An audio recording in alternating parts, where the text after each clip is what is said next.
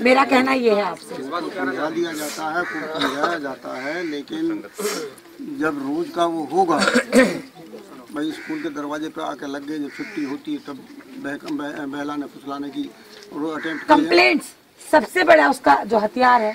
आप अगर एक आदमी के लिए 8 बार 10 बार कंप्लेंट कर देंगे तो वो बहुत बुरी तरीके से वांटेड हो जाता है। हो तो बोलता जाए, अब इसमें ही कंप्लेंट हुई जी, नहीं सुना जी, ऐसो ने नहीं सुना जी, और उसको पीटा देखिए गया। आपके यहाँ अनफॉर्चुनेटली दुर्भाग्य था कि वो आपका जो एसओ था, सीओ या जो भी था, एसओ मुसलमान था, मुसलमान था, सीओ भी मुसलमान। वही मैं कह रही हूँ, ये दुर्भाग्य की बात रही कि तीनों अधिकारी आपके मुसलमान हैं, तो उन्होंने झगड़े से पहले सील कुमार थे। लेकिन मेरा कहना आपसे ये है कि आप अपने आप को सिर्फ ये मान के चलो कि आप हिंदू के नाम पे संगठित हो जाओ और अपने यहाँ से ऐसे विधायक को चुनकर भेजो, अपने यहाँ से ऐसे एमपी को चुनकर भेजो जो प्रदेश में ऐसी सरकार बनाए जहाँ सबको समान रूप से देखा जाए। कम से कम ना उनके साथ बुरा हो, अगर हम उनके साथ बुरा नहीं करते तो हमारे साथ बुरा क्यों?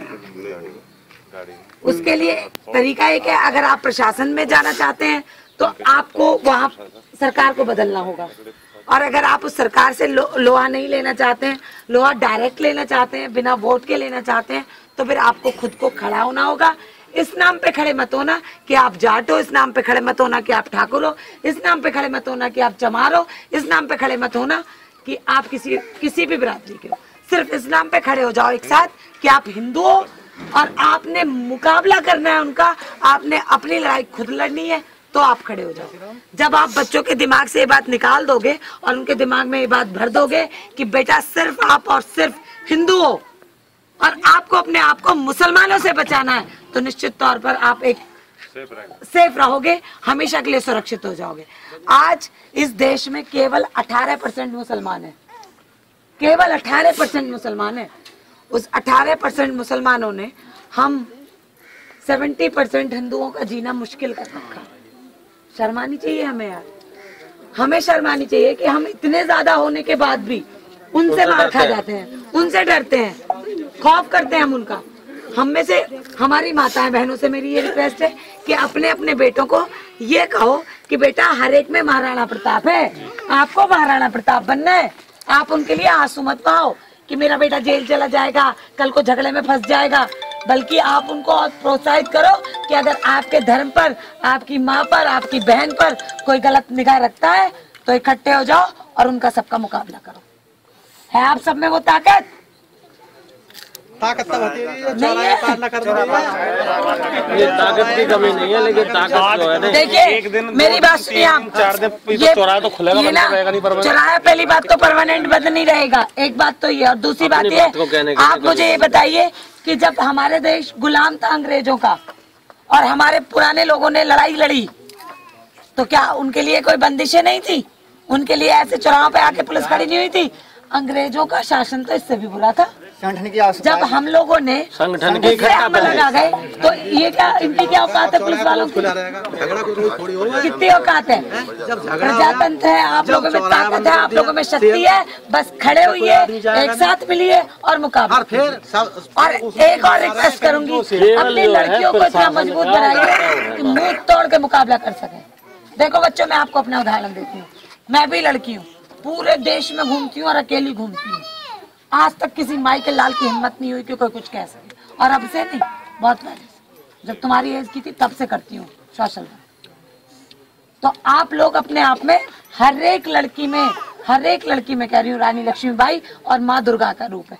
अरे हम लोग तो खुद ही माँ दुर्गा हैं, हमारे यहाँ तो पूजा जाता है ना देवियों को, फिर कन्याओं को पूजते हैं ना, तो कन्याओं को क्या कह के पूजते हैं कि ये माता है। तो हम तो सबसे ज्यादा शक्तिशाली हैं, हम पुरुषों से ज्यादा शक्तिशाली हैं, बस हमारी प्रॉब्लम ये है कि हम अपने आप को पहचानते नहीं हैं। आप अपनी शक्ति को पहचानिए। उन दुष्ट, अभी पता है आपको, मेरठ में परसों एक लड़की ने, अकेली लड़की ने 4 लड़कों का मुकाबला किया जो उसको छेड़ रहे थे। 1 लाख रुपए का उसे इनाम मिला। हाँ, अरे मैंने भी उसको सम्मानित करने के लिए अप्रोच किया है। तो वो लड़की जब 4 लोगों का मुकाबला कर सकती है तो तुम क्यों नहीं कर सकते भाई?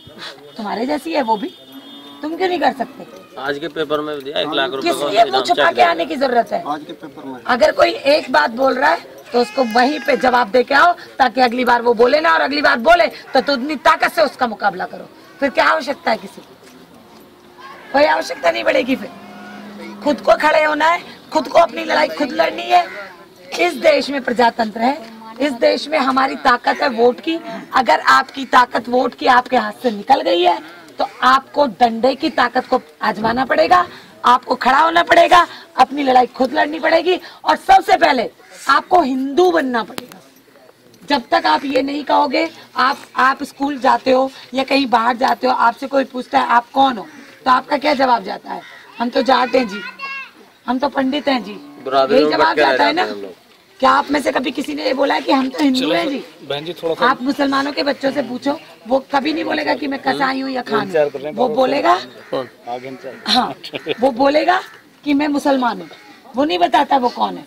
तो आप भी अपने आप को ये बताना शुरू करो कि हम हिंदू हैं। बरादरियों में ना बांटो, बरादरियों में मत बांटो अपने आप को। संगठित हो जाओ, एक साथ खड़े हो जाओ। बिल्कुल अगली जीत हमारी है। धन्यवाद।